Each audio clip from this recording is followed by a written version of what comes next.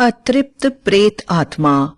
रवि के पिता forest officer थे और उनकी रिटायरमेंट के बाद अब रवि को भी फॉरेस्ट ऑफिसर की नौकरी मिली थी और वह बड़ा ही खुश था। एक तो सरकारी नौकरी, उस पर अच्छी तनख्वाह, दूसरा उसका पसंदीदा काम। उसे बचपन से ही प्रकृति के पास समय बिताना अच्छा लगता था। तरह तरह के जीव जंतु, पेड़ पौधे, पहाड़ और नदियां उसके मन को मोह लेते थे, इसलिए वह बड़ा खुश था। सोमवार को चिट्ठी आ गई कि उसे सोनपुर के जंगल में ज्वाइन करना है। सोनपुर का नाम सुनकर उसके पिता काफी परेशान हो गए और वह रवि को ज्वाइनिंग के लिए मना करने लगे। रवि ने पिता से कहा, पिताजी, अब मैं बड़ा हो चुका हूं, बच्चा नहीं हूं। आप परेशान मत होइए, मैं आराम से यह काम कर लूंगा। रवि के पिता उससे कुछ भी नहीं कह पाए और सोमवार को 8 घंटों का सफर करके रवि जंगल में पहुंच गया, जहां पर एक छोटी सी कॉटेज बनी हुई थी जो काफी सुंदर थी। उसमें हर तरह की जरूरत की चीजें मौजूद थी और एक वॉचमैन भी उसकी सहायता के लिए कॉटेज के पास ही बनी लकड़ियों की एक छोटी कमरे नुमा जगह पर रहता था। रवि के वहां पहुंचते ही रवि का सामना उसकी कॉटेज में उसका इंतजार करते हुए दफ्तर के दूसरे ऑफिसर से हुआ। परिचय के बाद वह लोग रवि को हेलीकॉप्टर से जंगल का पूरा एरिया समझाने के लिए निकल पड़े। रवि ने हेलीकॉप्टर से देखा कि यह जंगल काफी बड़ा था और जंगल के बीच में से होकर एक काफी बड़ी नदी निकलती थी, जिसके आसपास काफी जानवर और पुराने पेड़ों के झुरमुट थे। रवि के ऑफिसर ने उसे बताया, रवि, इस जंगल के बारे में तरह तरह की अफवाहें हैं, तुम उन पर ध्यान मत देना। तुम्हारा काम केवल जंगल में रहने वाले जानवरों की रक्षा करना है और जंगल के पेड़ पौधों को कटने से बचाना है। अगर तुम्हें यह काम करने में किसी प्रकार की कोई भी परेशानी आती है तो तुरंत हमें सूचना देना, हम तुम्हारी सहायता के लिए सारे प्रबंध करेंगे। रवि सोचने लगा, भला ये जानवर और पेड़ पौधे मुझे क्या नुकसान पहुंचा सकते हैं? नुकसान पहुंचाना तो केवल इंसानों का ही काम है। अभी वह यह सब सोच ही रहा था कि उसकी दृष्टि हेलीकॉप्टर से नीचे की तरफ पड़ी। उसे महसूस हुआ जैसे नदी के किनारे कोई महिला खड़ी हुई हेलीकॉप्टर की तरफ देख रही है। उसे आश्चर्य हुआ कि इतने घने जंगल के बीच में कोई औरत कैसे आ सकती है। उसने यह बात ऑफिसर से कही।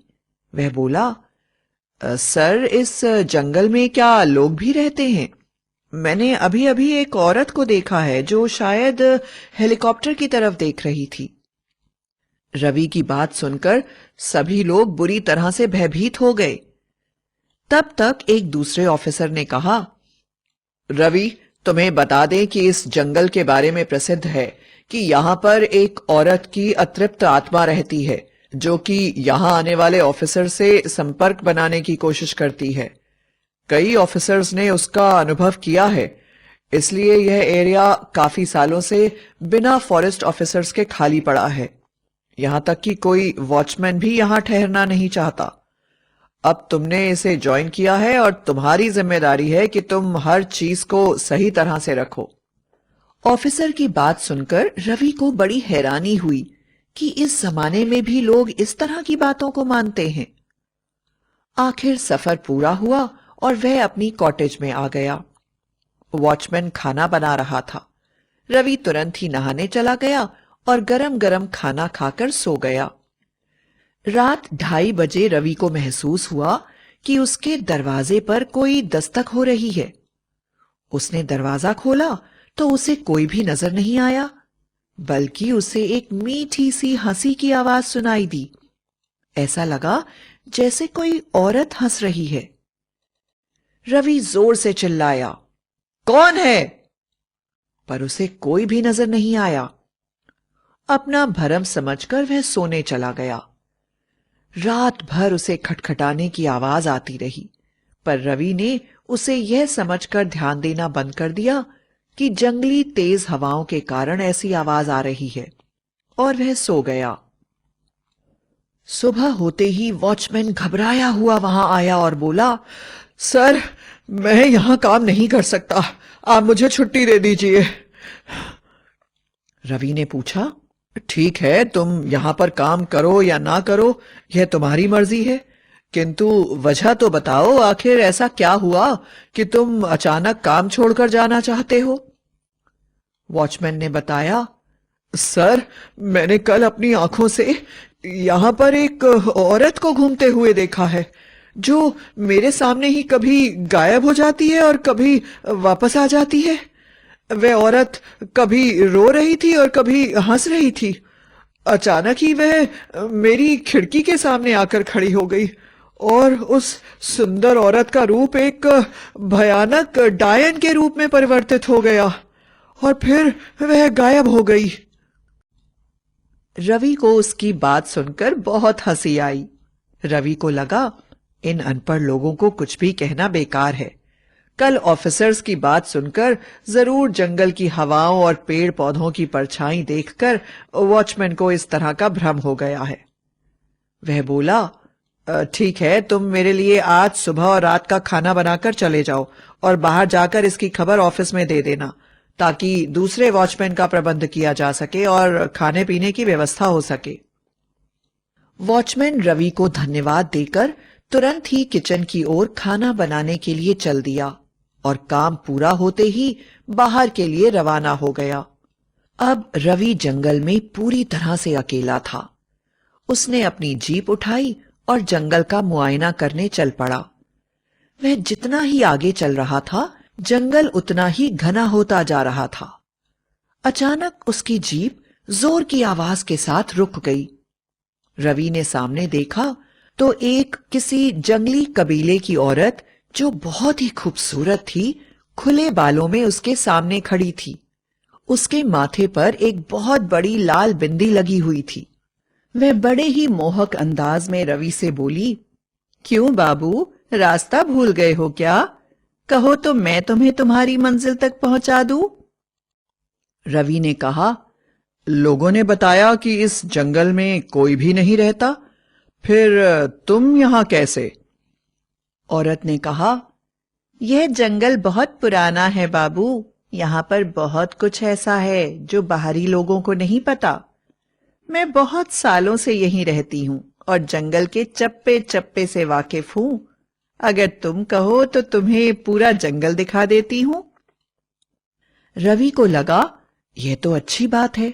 अगर यह औरत उसे जंगल के रास्तों से परिचय करा दे तो उसे जंगल का मुआयना करने में काफी आसानी हो जाएगी। उसने कहा, पहले बताओ तुम्हारा नाम क्या है? वह खूबसूरत जंगली औरत मुस्कुराते हुए बोली, मेरा नाम स्वरूपा है, पर मुझे सब लोग प्यार से रूपा कहते हैं। और बाबू, तुम्हारा नाम मैं जानती हूं, तुम्हारा नाम रवि है ना? तुम्हारा चेहरा देखकर ही महसूस होता है कि तुम रवि मतलब सूरज की तरह तेजवान हो, बिल्कुल अपने पिता की तरह। रवि रूपा की बात सुनकर हंसने लगा और बोला, तुम तो ऐसे कह रही हो जैसे मेरे पिता को जानती हो। बातें तो बहुत अच्छी करती हो। चलो जल्दी से मेरी जीप में बैठ जाओ और मुझे जंगल के बारे में परिचय दो। रवि के ऐसा कहते ही रूपा रवि के पीछे वाली सीट पर बैठ गई और उसे बताने लगी कि किस तरफ चलना है। रवि ने कहा, सबसे पहले मैं इस जंगल की खूबसूरत नदी को देखना चाहता हूं। रूपा जीप की पिछली सीट पर बैठकर रवि को जंगल के बारे में काफी बातें बता रही थी। ऐसा लग रहा था कि जंगल का कोई भी कोना उससे अपरिचित नहीं है। अचानक जीप चलाते चलाते रवि की निगाह जीप के मिरर पर पड़ी। पीछे बैठी रूपा शीशे में दिखाई नहीं दे रही थी। यह देखकर वह काफी घबरा गया और उसे ऑफिसर्स की कही हुई बातें याद आने लगी। रूपा ने रवि से कहा, क्या हुआ बाबू, तुम बड़े डरे हुए लग रहे हो। आखिर इसमें डरने की बात ही क्या है? मैं भी तो तुम्हारी ही तरह हूं। बस मेरे पास शरीर नहीं है पर आत्मा तो है ना। और वह जोर जोर से हंसने लगी। रवि ने किसी तरह खुद को संभाला और डरते हुए रूपा से कहा, देखो तुम जो भी हो, मेरी तुम्हारे साथ कोई दुश्मनी नहीं है। आखिर तुम मेरे पीछे क्यों पड़ी हो? रवि के ऐसा कहते ही अचानक वह सुंदर रूपा एक भयानक डायन के रूप में बदल गई और खतरनाक आवाज में बोली, मुझे नफरत है जंगल में आने वाले तुम जैसे ऑफिसर से। आज से 24 साल पहले मनीष नाम का एक फॉरेस्ट ऑफिसर इस जंगल में आया था। उस समय मैं यहां पर अपने माता पिता और भाई बहनों के साथ अपने कबीले में रहती थी। हम सब बहुत खुश थे। एक दिन जीप से जंगल का मुआयना करते हुए वह हमारे कबीले तक पहुंच गया और उसने मुझसे विवाह करने का वादा किया। लेकिन कुछ महीनों बाद जब मैं मां बन गई, तब वह ऑफिसर बोला कि वह पहले से ही शादीशुदा है और उसके बच्चे भी हैं। जब मैंने उसे धमकी दी तो वह ऑफिसर यहां से भाग गया और वापस कभी नहीं आया। मैंने पेड़ से लटककर अपनी हत्या कर ली। मेरी आत्मा आज भी उससे बदला लेने के लिए तड़प रही है और मैं हर फॉरेस्ट ऑफिसर से बात करने की कोशिश करती हूं ताकि मैं मनीष का पता लगा सकूं और उससे बदला ले सकूं।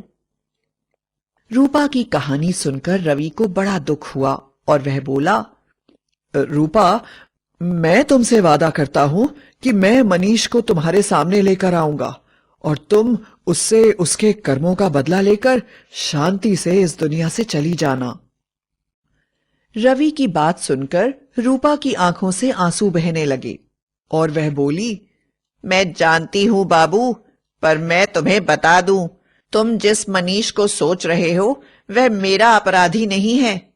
मेरा अपराधी तुम्हारे पिता हैं, जिन्होंने 24 साल पहले मेरे साथ बेइंसाफी की थी और मैं उनसे बदला लेने के लिए तुम्हें मार देना चाहती हूं ताकि उन्हें भी उतनी ही तकलीफ हो जितनी मुझे हुई है।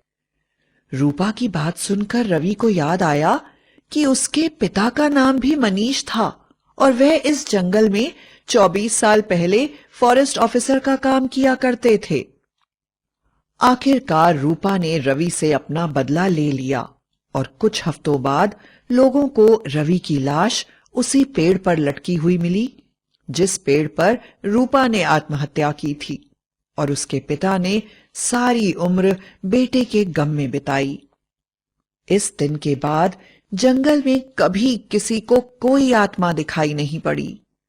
रूपा की अतृप्त आत्मा का बदला पूरा हो गया था और वह हमेशा के लिए वहां से चली गई।